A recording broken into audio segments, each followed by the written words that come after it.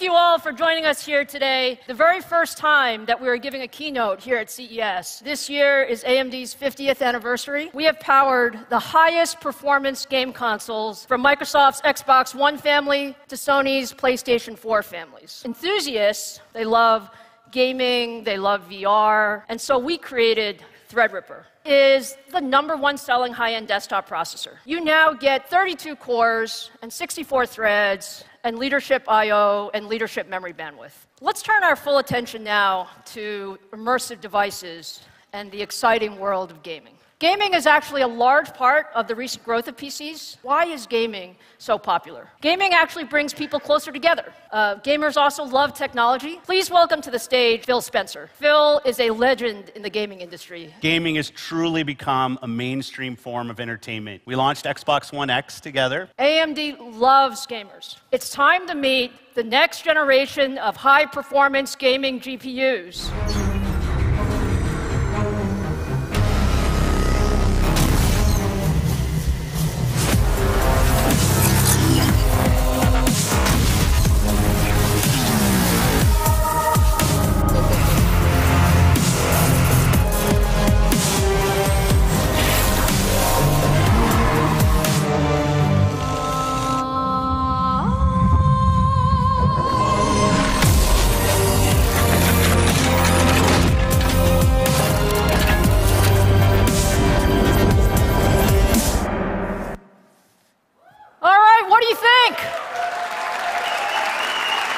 Today, I'm really happy to show you for the very first time AMD Radeon VII. Radeon VII is the second-generation Vega graphics core. It is the world's first 7-nanometer gaming GPU. Radeon VII has 60 compute units running at up to 1.8 gigahertz. Radeon VII uses advanced 7-nanometer process technology. It's 25% more performance at the same power. 16 gigabytes of high bandwidth memory, terabyte per second of memory bandwidth. We see up to 30% improvement in things like Blender and Adobe Premiere. 62% more performance in GPU compute workloads based on OpenCL. How does Radeon VII perform in gaming? We really built Radeon VII for gamers. You see significant improvements when running at 4K and max settings. We also use things like async compute, rapid packed math, shader intrinsics. These are all being used by game developers. You may actually want to see Radeon VII in action. Devil May Cry 5 running at 4K, running on Radeon VII. And it's the latest version of the successful Devil May Cry action-adventure feature series from Capcom. We have the frame rates up there in 4K ultra settings, way above 60 frames per second. Gamers who want to run AAA titles in 4K at max settings will be really happy with Radeon VII and how it performs compared to the competition. And it's very competitive at both DX11 and DX12 games. And today we're working on something even much more ambitious with The Division 2.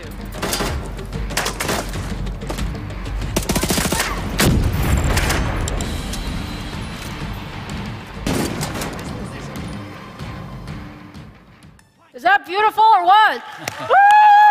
We stream music, we stream applications, and we stream video. Why not AAA games? I'm pleased to announce for the first time, AMD, together with Google, have been working to bring game streaming to life with the Project Stream program launched last October. And if you take a look, all you need is a Wi-Fi connection and a Chrome browser to stream the game from Google's AMD-powered cloud servers in high-fidelity 1080p at 60 frames per second.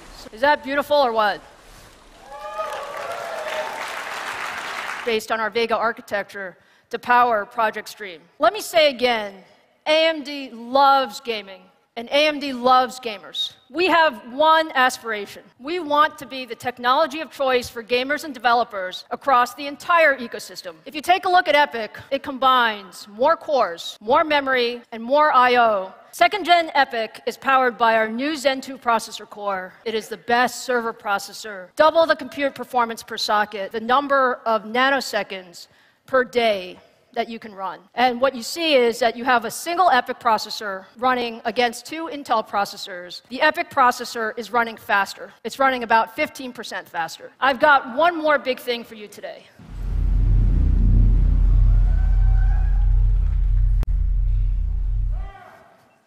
Are you guys excited about Ryzen?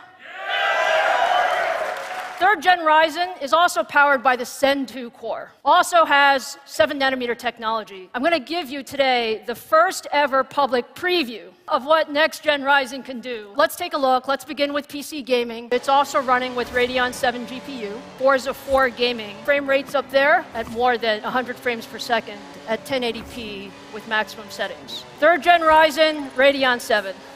What do you think? Thank you very much, James. Good job. You didn't crash. Thank you. He was worried, by the way. I was worried, too. How does Ryzen really perform compared to the competition? What we're going to show you today is now third-gen Ryzen with a head-to-head comparison against the top-of-the-line Core i9 9900K running the industry standard Cinebench benchmark. So note, let me tell you what we're running. 8-core, 16-thread Ryzen, not final frequency, early sample, and we're running stock frequencies of the Intel part. So Cinebench is going to run for a little while. Let's take a look at the Cinebench scores. Ryzen looks like 2057. Our competitor's running at 2040. So that sounds like a win. Does it sound like a win?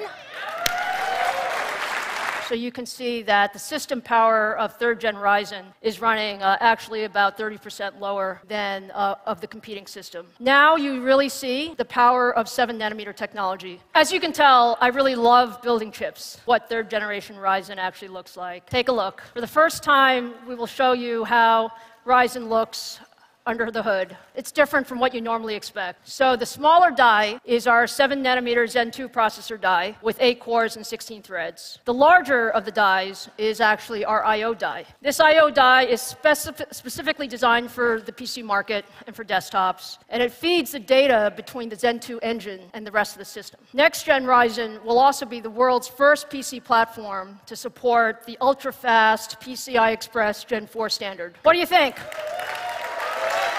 I guess I'll keep the chip. If you want to know a lot more about third-gen Ryzen, and we will be launching in the middle of 2019. It's going to be an incredibly exciting 2019. Thank you for all your support, and thank you for your time today.